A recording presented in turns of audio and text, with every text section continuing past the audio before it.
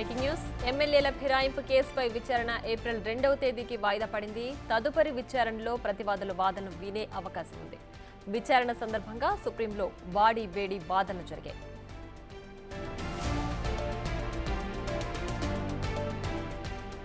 విచారణ సందర్భంగా సుప్రీంకోర్టులో వాడి వేడి వాదనలు జరిగాయి. ఫిరాయింపుపై ఫిర్యాదు చేసి ఎంతకాలమైందని, ఇంకా ఎంత టైం పడుతుందని అసెంబ్లీ కార్యదర్శిని ప్రశ్నించింది ధర్మాసనం.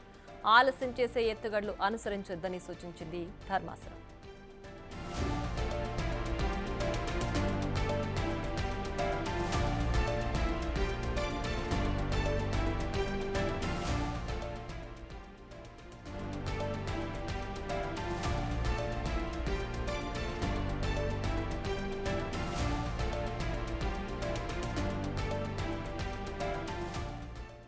ఇక మరింత సమాచారాన్ని మా ప్రతినిధి శివ అందించడానికి సిద్ధంగా ఉన్నారు. శివ, చెప్పండి, ఎమ్మెల్యేల ఫిరాయింపు కేసుకు సంబంధించి విచారణ ఏప్రిల్ 2వ తేదీకి వాయిదా పడింది కదా, ఏంటి దీనికి సంబంధించి ప్రస్తుతం అప్డేట్?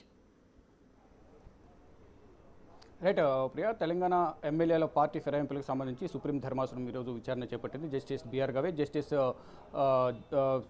జార్జ్ ధర్మాసనం ఈరోజు విచారణ చేపట్టింది. ఇటు పాడి కౌశిక్ రెడ్డి కేటీఆర్ దాఖలు చేసిన పిటిషన్పై విచారణ జరిగింది. గతంలో ఏదైతే కౌంటర్ పిటిషన్ దాఖలు చేయాలంటూ ప్రతివాదులకు ఎవరైతే పార్టీ మారిన ఎమ్మెల్యేలు ఉన్న వారికి ఇటు ప్రభుత్వానికి అలాగే అసెంబ్లీ కార్యదర్శి కూడా కౌంటర్ దాఖలు చేయాలంటూ కూడా నోటీసులు జారీ చేసిన నేపథ్యంలో దాంట్లో కేవలం 2 ఎమ్మెల్యేలు మాత్రమే కౌంటర్ దాఖలు చేశారు. ఒక అసెంబ్లీ కార్యదర్శి కౌంటర్ దాఖలు చేశారు. మిగతా వాళ్ళు ప్రతివాదులు ఎవరైతే ఉన్నారో వారు కూడా ఇంకా మరికొంత సమయం కావాలని కోరిన నేపథ్యంలో ఇంకెంత సమయం కావాలంటూ కూడా ఒకంత అసహనం వ్యక్తం చేసింది ధర్మాసనం.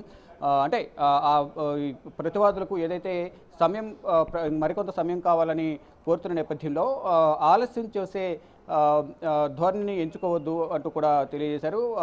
చాలా కాలం అవుతుంది, కానీ ఇప్పటివరకు ఎందుకు మీరు కౌంటర్ దాఖలు చేయమంటే ఎందుకు కౌంటర్ దాఖలు చేయడం లేదంటూ కూడా ఎవరైతే కౌంటర్ దాఖలు చేయలేదో ప్రతివాదులు వారిపై ఆగ్రహం వ్యక్తం చేశారు. ఇక్కడ బీఆర్ఎస్ తరఫున వాదనలు వినిపించారు. సుదీర్ఘంగా దాదాపు 2 గంటల పాటు ఈ వాదనలు కొనసాగాయి. గతంలో హైకోర్టు ఇచ్చిన ఆదేశాలను స్పీకర్ పట్టించుకోలేదు. ఎప్పుడైతే అసెంబ్లీ స్పీకర్ పైన ఇటు పార్టీ మారిన ఎమ్మెల్యేల పైన సుప్రీంకోర్టు ధర్మాసనం తలుపులు తట్టిన తర్వాత సుప్రీంకోర్టు చేసిన కొన్ని వ్యాఖ్యల నేపథ్యంలోనే సుప్రీం ధర్మాసనం ఆదేశాలతో ఇటు స్పీకర్ ఎమ్మెల్యేలకు పార్టీ మారిన ఎమ్మెల్యేలకు నోటీసులు జారీ చేశారు. ఆ నోటీసులు కూడా స్పష్టంగా లేవు. వారు కూడా సరైన సమాధానాలు ఇవ్వడం లేదు. వారిపై అనర్హత వేటు వేయాలంటూ కూడా ఇటు బీఆర్ఎస్ తరఫున ఇటు పాడి కౌశిక్ రెడ్డి అలాగే కేటీఆర్ పిటిషన్ దాఖలు చేశారు. అయితే ఇటు బీఆర్ఎస్ తరఫున 2 న్యాయవాదులు శేషాద్రి నాయుడు, ఆర్ఎం సుందరం ఇద్దరు కూడా వాదనలు వినిపించారు. మరోవైపు ఏదైతే దానం నాగేందర్ గురించి ప్రధానంగా ఇక్కడ ప్రస్తావించిన పరిస్థితి కనిపిస్తోంది.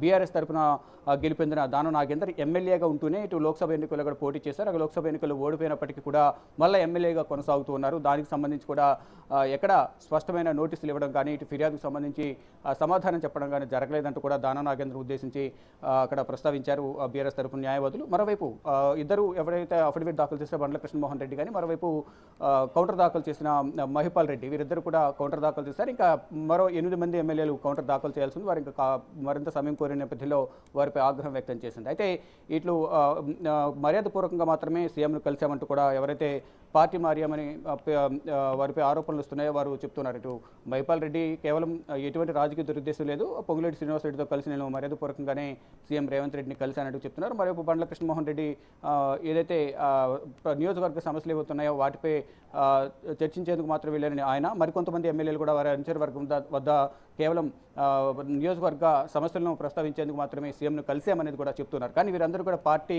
మారి కండువా కప్పుకుని ఆ పార్టీ కార్యక్రమాల్లో పాల్గొంటున్నారు కాబట్టి వారిపై వేటు వేయాలంటూ కూడా బీఆర్ఎస్ తరఫున పాడి కౌశిక్ రెడ్డి అలాగే కేటీఆర్ పిటిషన్ దాఖలు చేసిన నేపథ్యంలో ఈరోజు సుదీర్ఘంగా దాదాపు 2 గంటల పాటు బీఆర్ఎస్ తరఫున న్యాయవాదులు వాదనలు వినిపించారు. ఇక ఏప్రిల్ 2వ తేదీకి వాయిదా పడిన నేపథ్యంలో ఇటు ప్రభుత్వం అలాగే అసెంబ్లీ కార్యదర్శి అలాగే ప్రతివాదుల తరపున న్యాయవాదులు ఏప్రిల్ 2వ తేదీన వాదనలు వినిపించనున్నారు. ఈలోపు ఎవరైతే ప్రతివాదులుగా ఉన్నవారు ఎవరైతే కౌంటర్ దాఖలు చేయలేదో వారు కూడా కౌంటర్ దాఖలు చేసే అవకాశం అయితే ప్రధానంగా కనిపిస్తోంది. తదుపరి విచారణ ఏప్రిల్ 2కు సుప్రీం ధర్మాసనం వాయిదా వేసింది. Priya. Right Shiva, thanks for the updates.